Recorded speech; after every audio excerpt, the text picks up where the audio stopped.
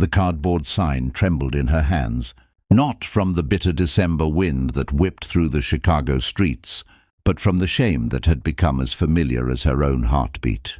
23-year-old Maya pressed her back against the cold brick wall of the convenience store, trying to make herself smaller, invisible, wishing she could disappear into the cracks of the city that had swallowed her whole.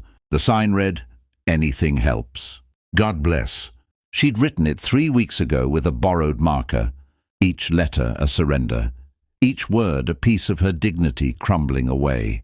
Around her, Christmas shoppers hurried past with their bags, full of presents and their lives full of purpose, their eyes skating over her as if she were just another piece of urban furniture. She'd learned that look well, the deliberate avoidance, the subtle acceleration of footsteps, the way people suddenly found their phones infinitely fascinating as they passed. She wasn't a person anymore. She was discomfort incarnate, a reminder of how quickly life could unravel. Maya hadn't always been here. 6 months ago, she'd been a college student with dreams, stitched together by scholarship, money, and sheer determination. Then her mother got sick. Really sick. The kind of sick that devours savings accounts and forces impossible choices. Maya had dropped out to care for her, watching her mother's cancer treatment drain not just their bank account but their hope. When her mother died in September, Maya had been left with nothing but medical debt and an eviction notice.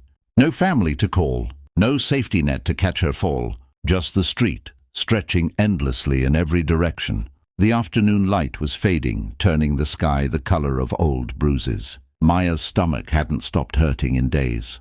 She'd eaten half a gas station sandwich yesterday, found in a trash can that wasn't too disgusting. The cold was worse than the hunger, though. It crept into your bones and made a home there, and no amount of layered clothing from the donation bins could chase it away. "Excuse me." Maya looked up, preparing for the usual, a lecture about getting a job, $1 thrown with pity, or worse, nothing at all. But it was a little girl, maybe 7 years old, with dark curls escaping from under a purple knit hat. She wore a puffy pink coat that looked warm enough to heat a small room, and her brown eyes were fixed on Maya with an intensity that made Maya want to look away. "Lily, come here right now." A woman, presumably the girl's mother, stood a few feet away, her hand outstretched, her voice tight with that particular brand of nervous protection parents have when their children stray too, close to life's harsh edges. But the little girl didn't move. She stepped closer instead, tilting her head as she studied, Maya's face with the unself-conscious directness only children possess. "You look really sad," the girl said simply. Not scared, not disgusted, just observant and concerned in that pure way that hadn't yet been trained out of her by society's rules about strangers and boundaries and looking away from pain. Maya's throat tightened. She'd gotten used to being invisible, but being truly seen was somehow harder. "I'm okay, sweetheart. You should go back to your mom. Lily now." The mother's voice was sharper, edged with the kind of fear that came from news stories and worst-case scenarios. The little girl glanced back at her mother, then returned her gaze to Maya. "My teacher says that when someone looks sad, sometimes they need a hug. My grandpa died last year and hugs helped me a lot." She paused, her small face serious with the weight of her question. "I think you need a hug. Can I hug you?" The words hit Maya like a physical thing, cracking something inside her chest that she'd kept carefully sealed. When was the last time someone had touched her with kindness? When was the last time someone had seen her as human enough to embrace? Her eyes burned and she blinked rapidly, trying to hold back the flood threatening to break through. "Lily, absolutely not. Get away from her right now." The mother rushed forward, grabbing her daughter's hand, but something in Maya's face must have stopped her from pulling Lily away immediately. The woman paused, really looking at Maya for the first time, seeing past the dirty clothes and the sign, past the social category and into the person underneath. "I'm sorry," Maya whispered, her voice breaking. "I'm not dangerous. I lost everything. I'm not—" She couldn't finish. What was she trying to say? That she wasn't really homeless. That 6 months ago she'd been someone worth hugging. The mother's expression shifted. Fear melting into something more complicated. Recognition, perhaps, of how thin the line was between her life and Maya's. Her grip on Lily's hand loosened slightly. "Please, Mommy," Lily said, looking up at her mother with those enormous eyes. "She needs a hug, I can tell." The woman looked between her daughter and Maya, clearly torn between protective instinct and the lesson about compassion she'd presumably been trying to teach this little girl with the big heart. Finally, she knelt down beside Lily. "Is it okay if my daughter hugs you?" she asked Maya directly, offering her the dignity of choice. Maya nodded, not trusting her voice anymore. The little girl stepped forward, her arms opening wide, and wrapped them around Maya's shoulders. She was so small, so warm, and she smelled like strawberry shampoo and childhood innocence. Maya's hands hovered uncertainly for a moment, before she allowed herself to gently return the embrace, careful not to hold too tight, not to need too much from this tiny act of grace. "It's going to be okay," Lily whispered, repeating words someone had probably said to her when her grandfather died. "You're not alone." But Maya was alone, profoundly so, and the contrast between the lie and the reality made something break open inside her. Tears came, hot and fast, and once they started, she couldn't stop them.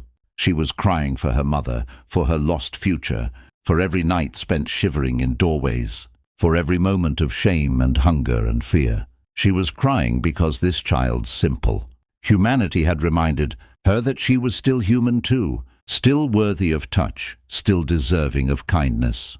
Lily didn't pull away. She just held on, this small person offering her enormous heart to a stranger. When they finally separated, Maya's face was wet and probably dirty, and her whole body was shaking. "Thank you," she managed. "You have no idea what that meant." The mother was crying too, Maya noticed. She wiped her eyes and then did something unexpected. She sat down on the cold sidewalk right next to Maya, not caring about her expensive coat or what passing strangers might think. "What's your name?" she asked. "Maya." "I'm Jennifer. This is Lily." She paused, seeming to gather courage. "Will you tell me your story? How did you end up here?" And so Maya told her. She told her about her mother's illness, about dropping out of Northwestern to be a caregiver, about watching cancer steal her last family member, about the medical debt, and the eviction and the way homelessness happened faster than anyone could imagine, about applying for jobs with no address and no phone, about the shelter that was full every night, about the hunger and the cold, and the way people looked through you once you fell this far. Jennifer listened without interrupting, without offering easy platitudes or advice. She just listened, bearing witness to Maya's pain. Lily sat between them, holding Maya's hand with her small one, as if she could anchor her to something solid just by refusing to let go. When Maya finished, Jennifer was quiet for a long moment. Then she pulled out her phone. "My husband and I run a small non-profit," she said slowly, typing as she spoke. "We help women who've experienced housing instability get back on their feet. Job placement, temporary housing, support services. We're small, we can only help a few people at a time. But we have an opening right now. Someone just transitioned into permanent housing last week." Maya's heart began to beat faster, hope and fear mixing into something she couldn't name. She'd been disappointed so many times. I appreciate it, but I don't want charity. I want to earn." "It's not charity," Jennifer interrupted gently. "It's a hand-up, not a handout.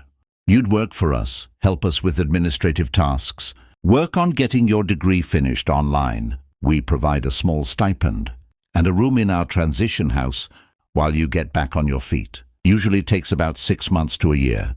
"Why?" Maya whispered. "Why would you help me?" Jennifer glanced at her daughter, who was still holding Maya's hand. "Because Lily reminded me why we started this work in the first place. It's easy to help people in the abstract, to write checks and attend fundraisers. It's harder to sit on the cold sidewalk with someone and see their humanity up close. But that's where real change happens, in moments like this." She held out her phone, showing Maya her contact information. "Tomorrow morning, 10 o'clock, come to this address. We'll start the intake process, get you into our transition house, and begin figuring out next steps." Can you make it there? Maya stared at the screen, at the address that looked like a doorway to a different life. She wanted to believe it was real, but belief had been beaten out of her by 3 weeks on the street. What if this is a dream? She said, her voice barely audible. What if I wake up and it's still just this? Lily squeezed her hand. It's not a dream. We're real, and tomorrow will be real too. Jennifer reached into her purse and pulled out her wallet.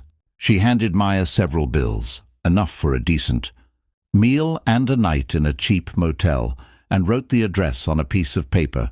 Get somewhere warm tonight. Eat a real meal. Take a hot shower. And tomorrow, come see us. I promise you, Maya, this is real. Maya took the money with trembling hands, still half afraid it would disappear. I don't know how to thank you. Thank Lily, Jennifer said, standing and brushing off her coat. She saw you when I was too busy being afraid. She reminded me that kindness isn't risky, it's essential. She paused, her voice thick with emotion. Maybe you both saved each other today. Lily threw her arms around Maya one more time. I'll see you tomorrow, okay? You're going to be okay now. As Maya watched them walk away, the little girl's hand in her mother's, she felt something she hadn't experienced in months. Possibility. The sign she'd been holding slipped from her fingers, forgotten. She didn't need it anymore. That night in a warm motel room with a full stomach for the first time in weeks, Maya cried again. But these tears were different. They weren't tears of despair, but of gratitude, of relief, of the tentative hope that maybe, just maybe, she could find her way back to the person she'd been before the world collapsed. The next morning she stood outside the address Jennifer had given her, her heart pounding. The building was modest but well maintained, with a sign that read, Rising Tides, a women's empowerment center.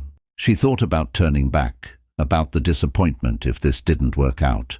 But then she remembered small arms around her shoulders, a child's voice saying, You're not alone, and she walked through the door. Jennifer was waiting with a warm smile and a cup of coffee.